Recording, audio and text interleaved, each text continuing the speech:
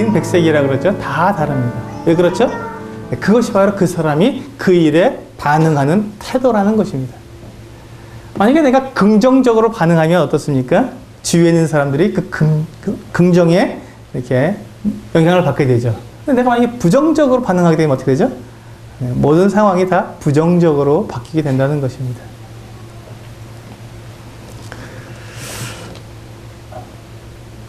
자, 우리가 지금 여기에서 주목해야 할 것은 지금 내가 살아가고 있는 내 삶의 환경과 여건과 모든 조건들이 사실은 누가 만들었다고요? 사실은 누가 만들었다고요? 내가 만들었다는 것입니다. 우리는 그렇잖아요. 저 사람이 저렇게 만들었어. 나는 어쩔 수 없이 이렇게 하는 거야. 내가 내 환경이 이렇게만 되지 않아. 그 사람이 그때 그렇게 하지만 않았으면 이렇게까지 되진 않았을 텐데 하고 우리는 다른 사람 탓을 참 많이 합니다. 그리고 내가 현재에 있는 내 상황, 좀 이 불리하고 좀 잘못된 것처럼 보이는 이 상황에 대한 핑계를 내가 아닌 다른 사람에게로 돌리는 것이죠. 그러나 지금 내가 있는 이 환경과 내 상황은 사실은 내가 만든 것이라는 것입니다. 내가 선택한 거예요. 내가 나에게 주어진 어떠한 일에 대해서 내가 반응한 태도로 인해서 만들어진 결과라는 것입니다. 또다시 제가 군대 얘기를 한 가지를 드려야 되는데, 제가 군대 갈 때 저희 이제 선배들이 저에게 그러더라고요. 야, 군대 가면 무조건 네라고 대답해야 돼. 그러더라고요. 못합니다. 그러면 두들겨 맞는다는 거예요. 그래서 무조건 다 할 수 있습니다. 네. 이렇게 얘기하라는 거예요. 그래서 정말 그렇게 했습니다. 어떤 일을 시켰냐면요. 저한테 딱 들어가니까 신병이니까 고참들이 제일 하기 싫어하는 게 그림 그리는 거래요. 포스터 그리는 거. 갑자기 야 신병! 그래서 네! 그랬더니 너 포스터 그릴 줄 알아? 그러더라고요. 그래서 뭐라 그럴까요? 네! 그릴 수 있습니다! 자, 제가 선택했죠. 제가 반응을 했습니다. 그럼 제가 뭘 해야 되죠 이제? 포스터를 그려야 되잖아요. 저는 그림을 못 그립니다. 친구들하고 같이 호랑이를 딱 놓고 그렸는데 저는 쥐가 나오더라고요. 그런 사람이었는데 제 선배들이 그렇게 조언해 주는 바람에 그렇게 안 하면 매를 맞는다니까 매 맞기 싫으니까 네, 할 수 있습니다 하고 했습니다. 근데 그러니까 포스터를 그려 그리고 이제 고참들은 다 이제 훈련 받으러 나갔어요. 다 혼자 덩그러니 남아서 포스터를 그려야 되는 겁니다.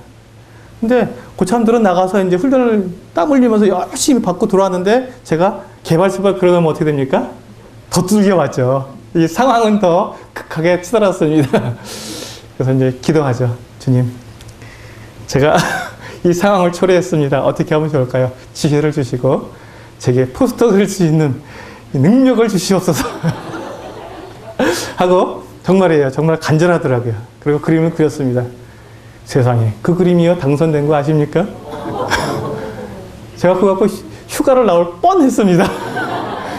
위에 있는 고참이 그걸 이제 자기 걸로 해갖고 고참이 휴가 가고 저는 신병이라고 휴가를 못 나갔지만 그 연대 거기에 딱 포스터가 이제 붙은 거예요. 이렇게 놀라운 일이 우리에게 일어날 줄 믿습니다. 예, 상황은 내가 선택한 거에 따라서 주어진다는 것이죠. 내 선택에 의해서 내 환경이 만들어진다는 것입니다. 내가 그것을 어떻게 반응했느냐에 따라서 그 상황이 만들어진, 제가 포스터 못 그린다고 그랬으면 어떻게 됩니까? 나가서 훈련 받으면 돼요. 고민할 필요 없었습니다. 근데 내가 선택한 환경이기 때문에 내가 반응한 것에 의해서 그와 같은 것을 내가 갖게 된 것이죠. 자, 그러면 우리가 올바른 태도를 가질 수 없도록 만드는 5가지 장애물이 있습니다. 몇 가지가 있다고요? 안 들으셨네요? 몇 가지가 있다고요? 예, 5가지를 빨리 불러드리겠습니다. 첫 번째, 절망을 극복하라. 예. 두 번째, 포용하라. 세 번째, 문제를 해결하라. 네 번째, 두려움을 물리치라. 5번째, 실패를 뛰어넘으라. 이거 너무 막연하잖아요. 그렇죠? 설명을 드리겠습니다. 희망은, 여러분 희망 좋아하시죠? 희망은 절망에 둘러싸여 있다라는 말이 있습니다. 여러분, 절망이 없는 곳에서, 다 희망만 있는 곳에서 희망은 아무런 효력이 없습니다. 그런데 절망 가운데 있을 때야 비로소 희망이 되는 것이죠. 우리가 절망에 처하지 않았는데 희망의 빛을 볼 수 있겠습니까? 아닙니다.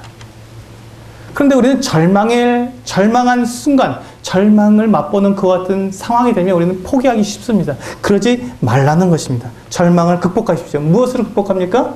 그 바로 옆에 있는 희망을 찾아내라는 것입니다. 절망은 내가 절망 가운데 있습니까? 그럼 그 바로 옆에 뭐가 있다고요? 희망이 있습니다. 두 번째, 변화를 포용하라고 했습니다. 변화. 여러분, 이 변화라는 것은 움직이는 것입니다. 견고하지 못하고 자꾸 바뀌어가는 것이죠. 그러면 어떻습니까? 불안해집니다. 그래서 사람들은 기본적으로 변화를 싫어하게 되어 있습니다. 특히 남성보다 여성에게는 변화라는 것이 굉장히 두려운 일입니다. 여성은 안정되고 늘 같은 일을 반복하는 것을 좋아합니다. 남성은 조금 다르죠. 남성은 모험을 좋아하고 조금 더 변화 있는 삶을 좋아하지만, 그러나 그렇다 할지라도 변화무쌍하게 움직이는 것에 대해서는 누구나 다 불안해하고 두려워하게 되어 있습니다. 하지만 이 변화가 없다면 여러분, 발전도 없습니다. 작은 집을 이렇게 지어놨는데, 오랫동안 살았는데, 이제 큰 집을 짓고 싶으면 어떻게 해야 합니까? 그 작은 집을 헐고 다시 큰 집으로 지어야 합니다. 그렇게 할 때 우리는 불편하죠. 힘들죠. 불안하기도 하죠. 하지만 작은 집을 허물고 큰 집을 짓기 위해서는 그와 같은 변화가 필요하다는 것입니다. 그와 같은 불안하고 귀찮고 힘든 시간이 우리에게 필요하다는 것이죠. 변화는 우리에게 불안하거나 또 힘들거나 또 어려운 시간들을 우리에게 주는 것은 사실입니다. 그렇지만 그 변화를 우리가 받아들이지 않으면 결국 발전할 수 없다는 것입니다.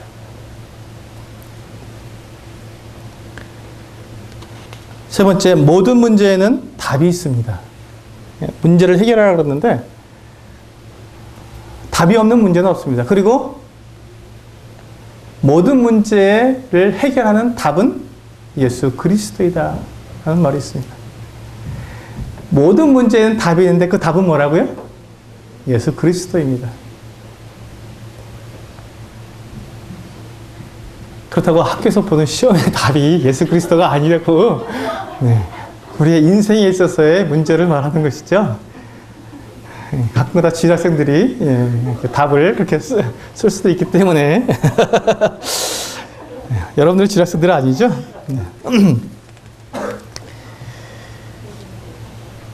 근데 많은 분들이 의외로 우리가 모든 문제의 해결은 그리스도라고 말하니까 그걸 너무 쉽게 생각하는 경우가 있습니다. 그렇지. 나는 그리스도이니까 그렇게 생각해야지. 이게 무슨 말입니까? 나에게 그 문제 해결에 대한 경험이 없이 그냥 막연하게 그렇다니까 그런 거야 라고 나에게 주입을 시킨다는 것이죠. 그러니까 막상 문제가 탁 터졌을 때 그걸 해결하지 못하고 불안해하고 내가 그 답을 어디서 찾을까 하고 여기저기 찾아다닐 수밖에 없다는 것이죠. 여러분, 모든 문제의 답이 뭐라고요? 시험 보면 틀리시겠네. 자, 모든 문제의 답이 뭐라고요? 그렇습니다. 예수 그리스도입니다. 여러분, 인생에 있어서 어떤 문제가 생겼을 때 그 답을 어디서 찾아야 된다고요? 예수 그리스도에게서 찾아야 되는데 우리는 그것을 막연하게 경험 없이 그것을 겪어보지 않고 경험해보지 않고 그냥 그리스도이면 당연히 예수 그리스도라고 대답해야 돼 라고 생각했기 때문에 막상 나에게 내가 감당할 수 없을 만큼 큰 문제가 생겼을 때 그 문제를 해결하기 위해서 예수 그리스도께로 나아가지 못한다는 것입니다. 너무 절박하니까. 너무 급하니까. 여러분, 모든 문제에 답이 되시는 예수 그리스도를 경험하시길 바랍니다.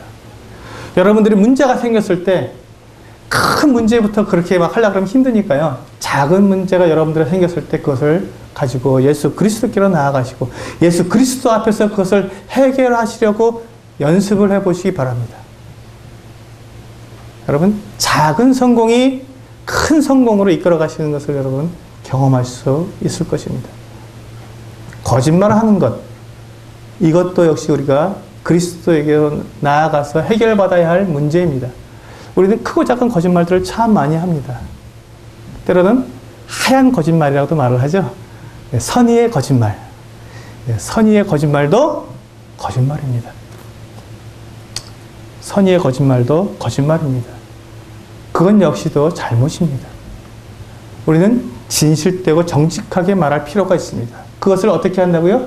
연습하셔야 합니다. 누구를 통해서? 예수 그리스도를 통해서 우리가 선의의 거짓말도 하지 않고 그것을 정직하게 나타냄으로써 예수 그리스도께서 그것을 가장 좋은 방법으로 해결하시는 모습을 우리가 경험하면, 아, 내가 생각하는 이 선의의 거짓말, 내가 이 사람을 보호하기 위해서 하는 이 거짓말도 예수 그리스도 앞에서는 필요 없는 거구나라는 것을 경험하게 되면 우리는 그것이 선의의 거짓말, 하얀 거짓말도 필요 없구나 것을 경험으로 알게 된다는 것입니다. 그런 것을 경험해 보셨습니까? 경험해 보시길 바랍니다. 자, 네 번째로 두려움. 두려움은 모든 사람들이 가지고 있는 기본적인 감정입니다. 이것 없는 사람 없습니다. 두려움 없는 사람 없습니다. 모든 사람이 다 있습니다. 그런데 이 두려움 때문에 사람들이 넘어지죠. 그러면 이 두려움을 어떻게 해결할 수 있겠습니까? 특히 남성들은요, 다른 사람들에게 이렇게 두렵다고 말하는 것을 굉장히 꺼려해요. 네, 그럼 남성답지 못하겠다고 생각하기 때문에 그렇습니다. 그런데 여러분, 사실 그렇지 않습니다. 여러분, 모세는 어떨까요? 모세는 두려워했을까요? 안 두려워했을까요? 두려워했습니다. 여호수아는요? 여호수아도 두려워했습니다. 다윗은요? 다윗도 두려워했습니다.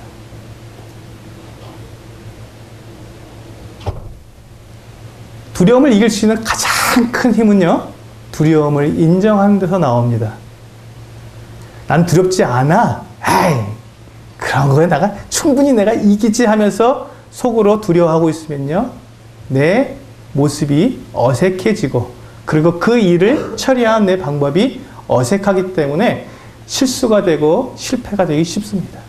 그러나 내가 솔직하게 내가 두려운 것을 두렵다고 인정하게 되면 그때부터 그 문제는 해결이 될 수 있다는 것이죠. 내 태도가 바뀌는 것이죠. 다섯 번째로, 실패를 뛰어넘어야 합니다. 실패는 성공의 어머니라고 그러죠. 너무 잘 알고 있는 격언이지만 사실 실패는 끝이 아닙니다. 우리는 참 이 직선적인 사고를 하기 쉽습니다. 직선적인 사고. 자, 제가 한번 예를 들겠습니다. 나는 유능한 사람이야 라고 생각할 수 있습니다. 그렇죠? 저는 유능한 사람입니다 라고 만약에 내가 생각했어요. 우리는 다 자기를 사랑합니다. 그렇죠? 그러면 나 정도는 돼야지. 그럼 나 같은 사람이 또 있나? 이렇게 우리는 생각하기 참 쉽습니다. 그래서 나는 유능한 사람이라고 생각합니다. 자, 나는 유능한 사람이라고 생각하면 그 다음에 우리는 직선적인 사고를 하게 되면 뭐 됩니까? 나는 유능하기 때문에 모든 걸 다 관리할 수 있어 라고 생각합니다. 자, 그러면 내가 모든 걸 다 관리할 수 있다고 생각하면 그 다음에 뭡니까? 실수할 수 없어. 나는 유능할, 그러니까 나는 모든 걸 다 관리할 수 있어. 모든 걸 다 관리할 수 있으니까 실수는 없는 거야. 자, 내가 실수하지 않으니까 어떻습니까? 나는 성공해. 나는 성공해야만 해. 라고 이렇게 직선적으로 사고를 하기가 참 쉽습니다. 근데 그것이 얼마나 위험한 건지 한번 생각해 보겠습니다. 자, 이제 그 생각을 한번 우리가 사실인지 아닌지 한번 생각해 보겠습니다. 나는 유능합니다. 자, 이것은 사실입니다. 여러분들은 다 유능합니다. 여러분들에겐 다 능력이 있습니다. 하나님께서 여러분들에게 능력을 주셨고, 여러분들에게 은사를 주셨고, 여러분들이 어떤 일들을 충분히 해낼 수 있는 힘을 주셨기 때문에 여러분들은 유능합니다. 그럼 맞습니다. 자, 그러면 유능한 사람은 모든 것을 다 관리할 수 있을까요? 예, 여기서 잘못입니다. 유능한 사람이라고 해서 모든 것을 다 관리할 수 없습니다. 이게 정답입니다. 자, 그럼 유능한 사람이지만 그 사람이 모든 것을 다 관리할 수 없으면 어떻게 해야 됩니까? 다른 사람의 도움을 받아서 함께 관리를 해야죠. 자, 이해하시겠습니까?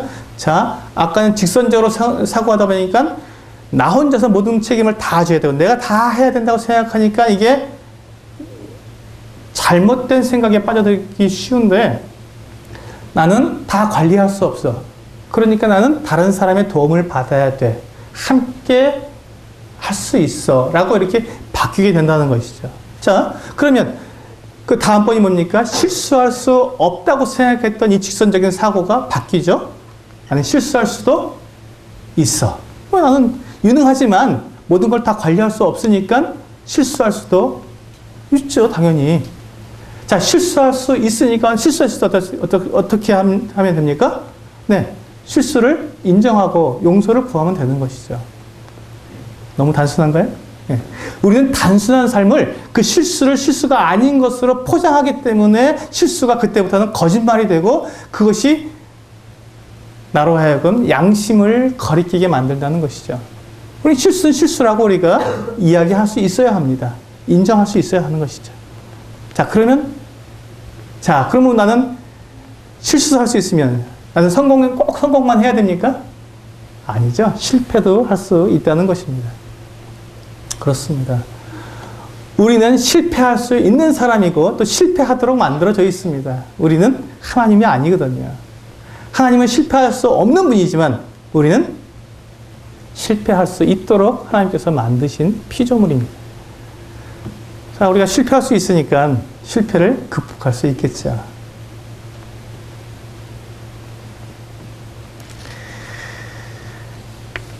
그래서 우리가 이렇게 첫 번째로 직선적으로 사고하는 그와 같은 사고로는 우리가 영적인 성장을 도모할 수 없겠지만 이 두 번째, 나를 인정하고 나의 부족을 인정할 때 우리는 영적인 성숙을 가져올 수 있다는 것입니다. 왜? 함께 하니까요. 주님께서 우리에게 교회를 주시고 가정을 주신 것이 이렇게 함께 하도록 주신 거기 때문에 그럴 때 우리는 성숙한 삶을 살아갈 수 있게 된다는 것입니다. 자, 이번엔 우리의 네 번째, 우리 비전에 대한 관리를 살펴보도록 하겠습니다.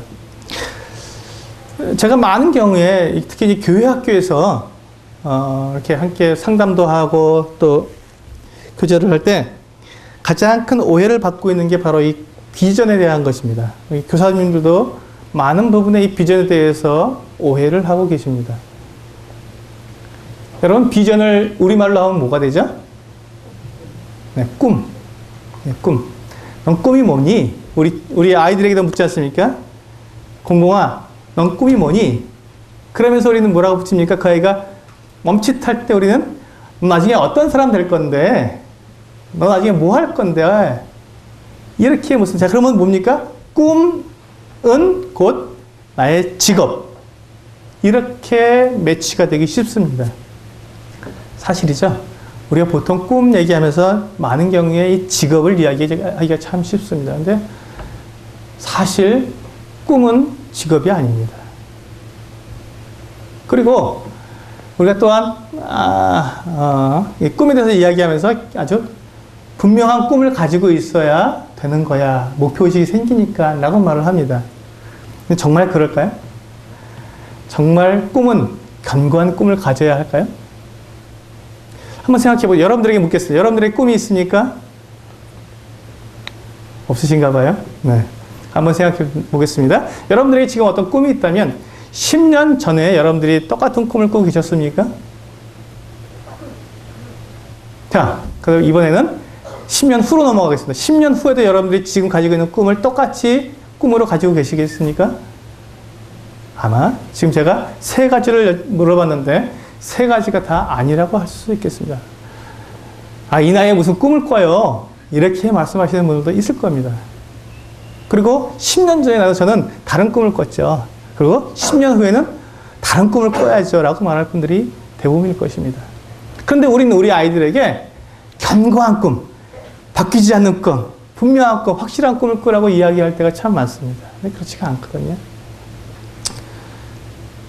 아까 우리 오전 시간에도 교사들을 위한 말씀 시간에 보니까 우리가 대통령에서 또 이렇게 나중에는 직장만 들어가면 돼요. 이렇게 바뀐다고 말했죠? 그렇게 우리는 바뀌지 않습니까? 그렇게 정상으로는 생각하고 있습니다. 그런데 우리는 계속해서 이 꿈에 대해서 아이들에게 직업과 연관시켜서 아이들에게 이야기해 주니까 아이들이 굉장히 곤란해합니다. 왜? 그 어린 아이들이 자기는 뭐가 되고 싶은지 생각해 본 적이 없거든요. 그냥 살아가는 거죠.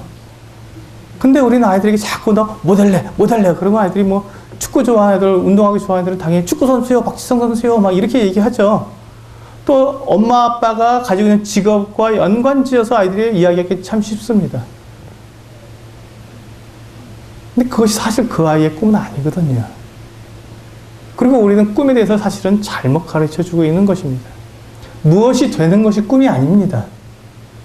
무엇이 되는 것은요, 내가 그와 같은 삶을 살아가다 보면 만들어지게 되어 있는 것입니다. 그것은 아무도 모르는 거예요. 제가 지금 여러분들 앞에서 이렇게 하나님의 말씀을 대언하는 사람이 되리라고 저는 생각하지 못했습니다. 하지만 이와 같은 일을 지금 하고 있죠. 굉장히 저는 만족하고 있습니다. 기뻐하고 있고요. 자랑스러워하고 있습니다. 그래서 제가 이와 같은 삶을 살리라고 제가 30년 전에 생각하신 적이 없다는 것입니다. 근데 제가 이와 같은 지금 이 모습으로 여러분들 앞에 설 수 있는 이것은 제가 30년 동안 이와 같은 삶을 살아왔기 때문에, 그러한 삶을 추구하고 살아왔기 때문에 지금 제가 여러분들 앞에 서 있는 것입니다. 그리고 그 사이사이에 계속해서 어떤 경험들이 있었겠죠. 여러분, 꿈이라는 것은 무엇이 되는 것이 꿈이 아닙니다. 꿈은 내가 어떻게 살아갈 것인가가 꿈인 것입니다.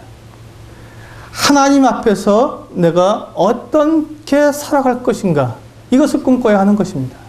내가 하나님을 위해서, 내가 하나님 앞에서 내가 어떻게 살아갈 것인가가 사실은 비전입니다.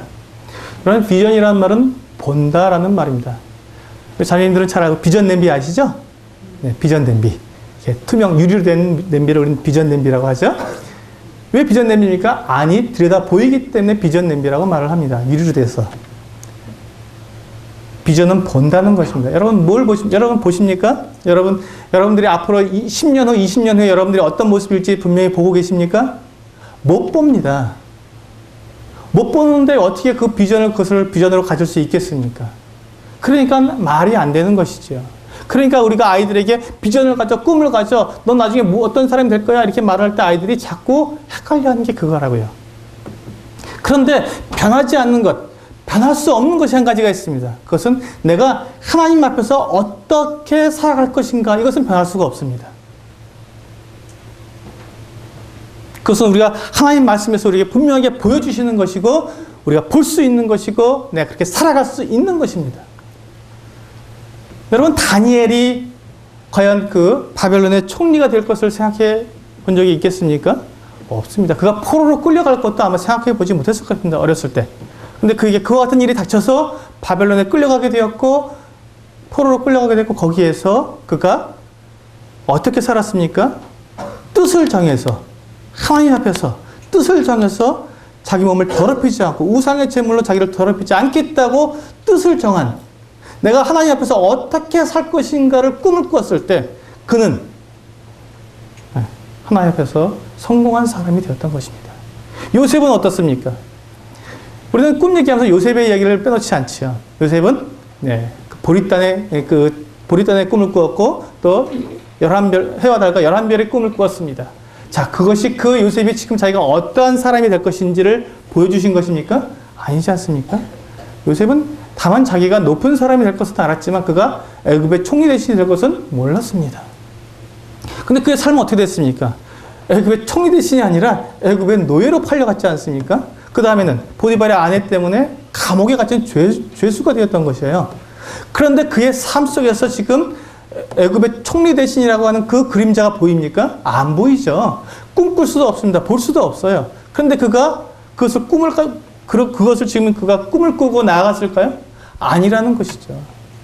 그가 꿈꿨던 것은 무엇입니까? 내가 어떻게 하나님 앞에서 이와 같은 죄를 범할 수 있겠습니까? 라고 말하는, 하나님 앞에서 살아가는 삶을 그가 꿈을 꾸었고, 하나님 앞에서 살아가는 삶을 그가 분명하게 붙잡고 있었고, 그와 같은 삶을 살기로 그가 결단했기 때문에 그는 하나님께서 그에게 계획하신 대로 그가 애굽의 총리 대신이 되었던 것입니다.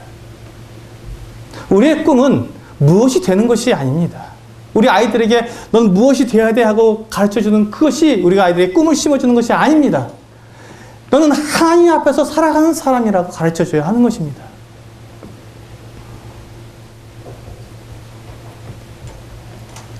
우리도 동일하게 그렇게 꿈을 꾸어야 할 것입니다. 우리 교사들이 먼저 그렇게 꿈을 꿔야 할 것입니다. 나는 하나님 앞에서 내가 어떻게 살아갈 것인가. 그런 꿈을 내가 먼저 꾸어야 아이들에게 그 꿈을 이야기해 줄 수 있을 것입니다.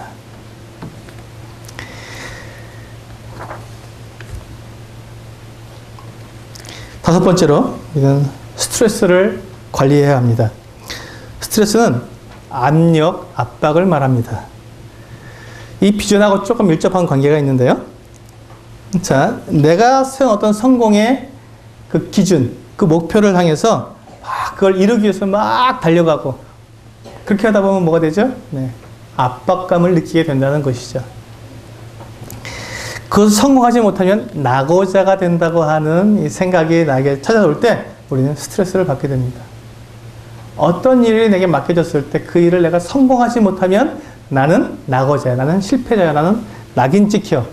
이런 생각이 나로 하여금 스트레스를 받게 한다는 것입니다. 쫓기는 삶을 살게 되는 것이죠. 스펄전은 이렇게 말했습니다. 성공하게 되면 사람들은 대중의 압력에 노출되게 되고, 그렇게 되면 수단 방법을 가리지 않고 이미 성취한 것을 움켜쥐려고 애쓰게 된다. 그리하여 마침내는 끊임없는 확장이라는 한거불능의 요구에 자신을 완전히 내맡기게 된다. 이를 성취하시는 분은 하나님이시며 그분은 내 도움 없이도 계속 일을 하실 수 있고, 그분이 나를 제쳐두기를 원하신다면 언제라도 다른 방법을 써서 일을 이루신다는 사실을 내가 염두에 두지 않는 한 성공으로 인해서 나는 자만게 될 수 있으며 아마 그렇게 되고야 말 것이다. 스펄전이 말한 것입니다. 우리는 성공병, 성공해야 돼. 나는 다른 사람보다 더 잘해야 돼. 하는 스트레스를 받기가 쉽습니다. 저는 어떨까요? 저도 마찬가지죠. 제가 자기 관리라는 이 시간을 맡은 이후에 저는 어떤 스트레스에 시달렸을까요? 잘해야 돼. 잘해야 돼. 이게 얼마나 스트레스가 되는지 모릅니다. 사실 밤을 꼬박꼬박 새워요. 2시, 3시에 자고 책을 여러 권 쌓아놓고 막 뒤지고 애써서 이렇게 나왔습니다. 그럼 나오는 그 순간에도 어떨까요? 제가 여기 나온 순간에도 압박감을 받습니다. 잘해야 될 텐데. 잘 말씀드려야 할 텐데. 성공해야 할 텐데. 그런 스트레스가 우리 가운데 늘 있다는 것입니다. 근데 이 스트레스를 우리가 관리하지 못하면 우리는 넘어지기 쉽습니다.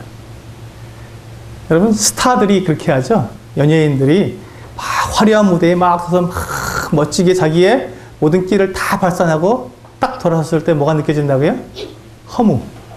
헛되고 헛되고 헛되면 헛되니 모든 것이 다 헛되다고 하는 그 헛됨을 그들이 느끼기 때문에 마약을 하고 자살을 하고 그렇게 된다는 것입니다. 여러분, 성공에 다가가면 갈수록 우리는 허무감을 더 잘 느끼게 됩니다. 저는 어떨까요? 저도 여기서 서서 이렇게 막 이렇게 말씀을 딱 하고 나서 탁 내려가는 순간 저기서부터요, 허무합니다. 야, 다 끝났네. 이제 뭐 하지? 우리는 그런 스트레스가 있어요. 그것을 우리가 인정해야 합니다. 나는 성공해야 돼라는 이 강박관념이 우리에게 항상 있다는 것입니다. 그래서 나는 루저, 실패한 사람이 되고 싶지 않아. 그러나 그렇게 하다 보면요, 우리가 성공 또 그런 압박을 받다 보면 우리가 다른 사람과 관계가 깨어지기가 참 쉽습니다.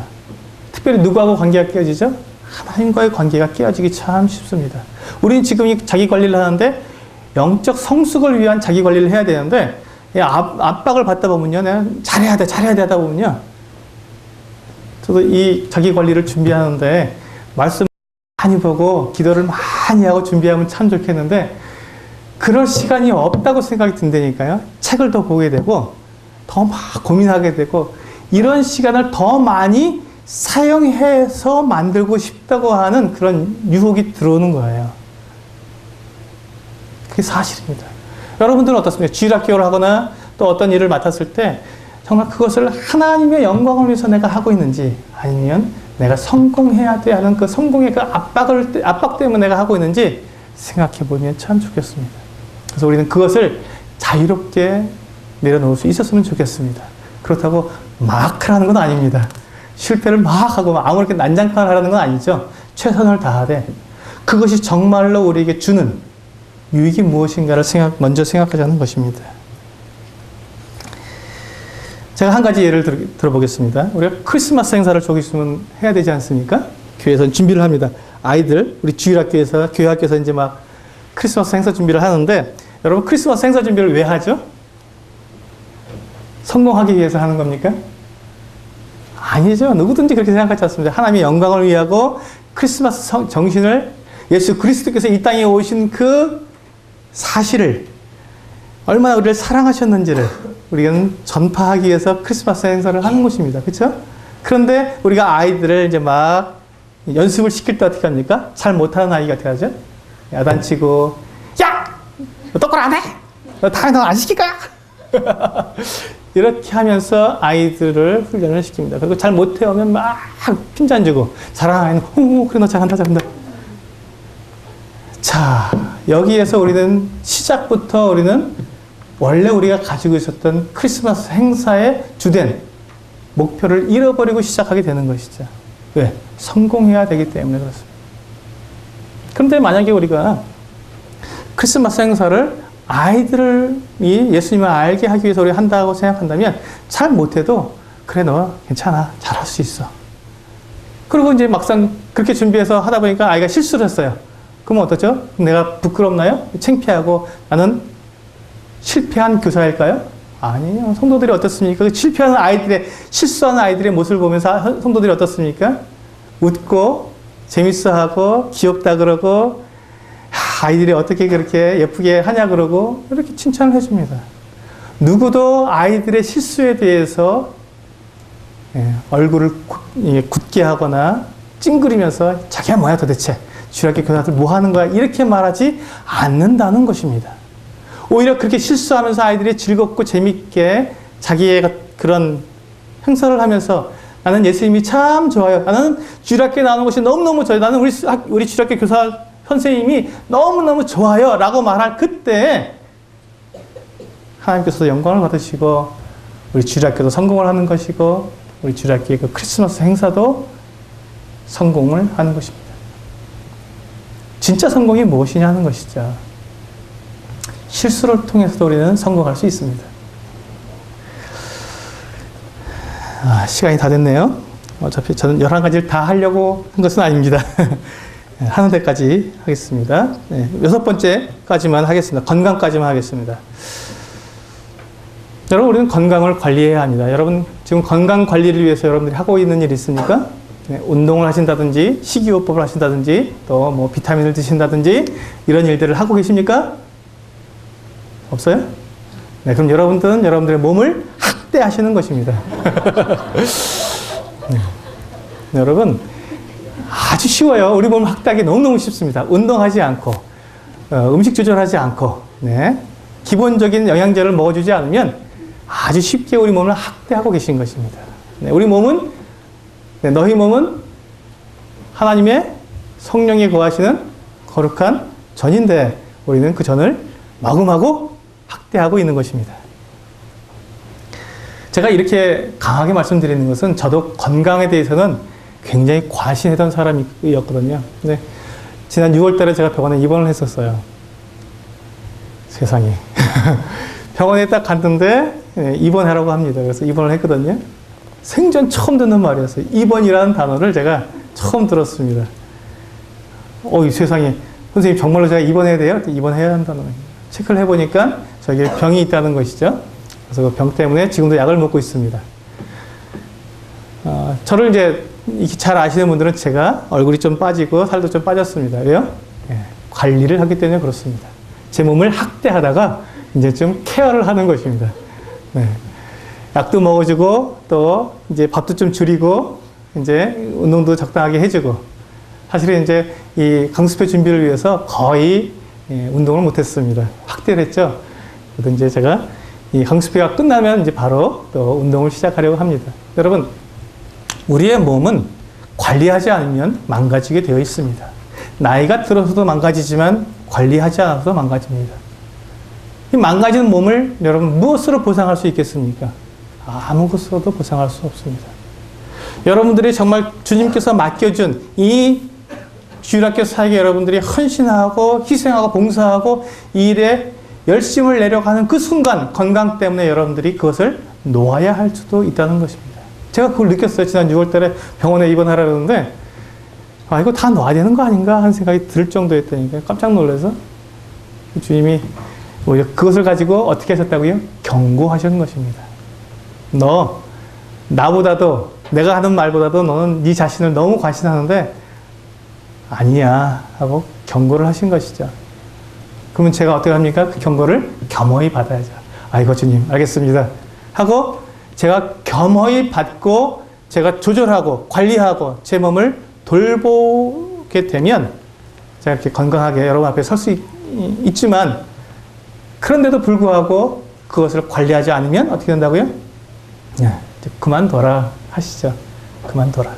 너는 네 자신도 네 몸도 관리하지 못하면서 어떻게 사람들의 영혼을 관리할 수 있겠느냐 하고 말씀하실 수 있다는 것입니다.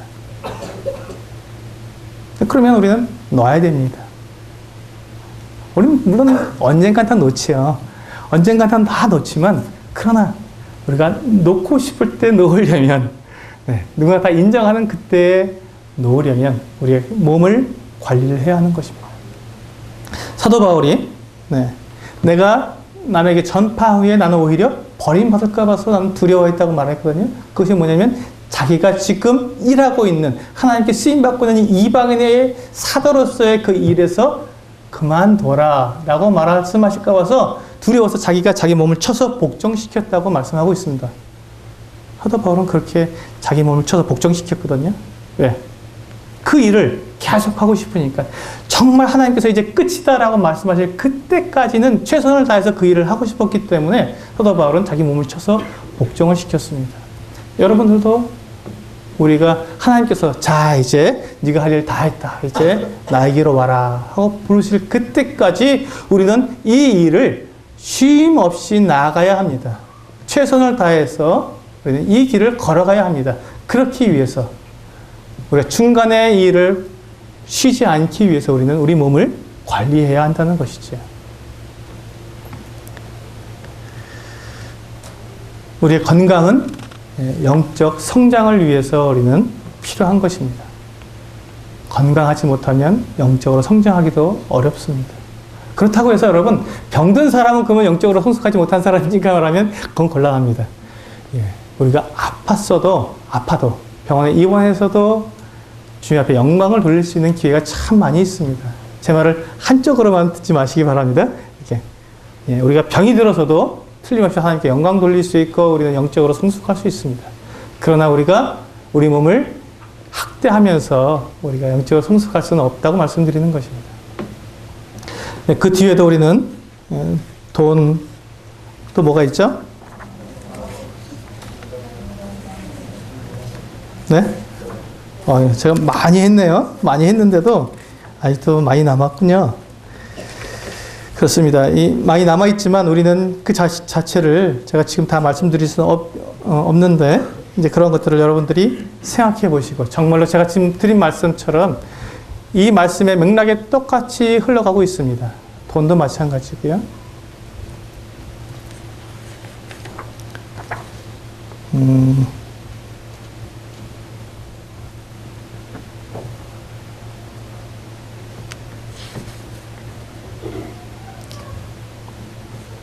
네. 그래서 제가 마지막으로 여러분들에게 이 모든 관리에 자기 관리에 있어서 딱 한마디로 요약을 한다 하면 이 한마디로 말씀을 드릴 수 있습니다. 자기 관리에서 가장 중요한 한마디는 우선순위입니다. 우선순위. 시간도, 돈도, 건강도, 또 태도도, 또 대인관계도, 이 모든 것에 있어서 가장 중요한 한 단어는 우선순위입니다. 내가 우선순위를 어떻게 두고 있느냐가 내 자기 관리에 있어서 가장 중요합니다. 제 일이 무엇입니까? 우선순위 가장 먼저가 무엇입니까? 네? 무엇이라고요? 네. 가장 중요한 것, 우선순위에서 가장 중요한 것은 너희는 먼저 그의 나라와 그의 의를 구하라. 하나님의 나라와 하나님의 의가 여러분들에게서 가장 1순위가 되어야 합니다. 그 다음엔요, 내 가족입니다. 내 가족을 돌보지 못하면 여러분들은 자기 관리에서 실패한 것입니다. 먼저 하나님의 나라와 그의 의를 구하고, 그리고 여러분들의 가족을 돌볼 줄 알아야 합니다. 그 우선순위를 여러분들이 잘 지키시면 여러분들의 삶이 훨씬 더 관리가 잘 되고 효과적인 삶으로 여러분 하나님께 드려줄 수 있으리라고 믿습니다. 우리 같이 기도하시고 마치도록 하겠습니다. 아버지 하나님, 저희들에게 저희가 살아가는 이 삶의 목표를 알게 해주셔서 감사를 드립니다. 저희가 저희 자신을 위해서 살아가는 것이 아니라 하나님의 영광과 하나님의 나라와 하나님의 의를 위해서 저희가 살아가고 있다는 것을 말씀해 주셔서 감사를 드립니다. 저희가 이와 같은 분명한 우선순위를 저희가 갖게 될 때, 그리고 그것에 대해서 우리가 흔들리지 않을 때 하나님께서 저희들에게 모든 것을 다 채우시고 저에게 필요한 것들을 다 공급하실 것을 믿습니다. 또한 저희가 저희 가족을 등한히 하는 자가 되지 않도록 좀 저희를 붙들어 주시고 저희 마음이 가족들에게 갈 수 있도록 인도해 주시기를 원합니다. 아버지 하나님, 저희가 자기 관리를 통해서 분명하게 내가 하나님 앞에서 어떻게 살아가야 할지 우리가 깨달을 수 있도록 말씀해 주셔서 감사드립니다. 제가 나는 모든 교제와 모든 또 도전과 또 모든 새로운 생각들이 정말 그러한가 다시 한번 살펴보게 하시고, 그리고 그것에 대해서 확신을 가지고 살아갈 수 있도록 저를 인도해 주시옵소서. 저희들에게 귀한 말씀을 주셔서 감사하며 우리 주 예수 그리스도의 거룩하신 이름으로 감사하며 기도하옵나이다. 아멘. 감사합니다.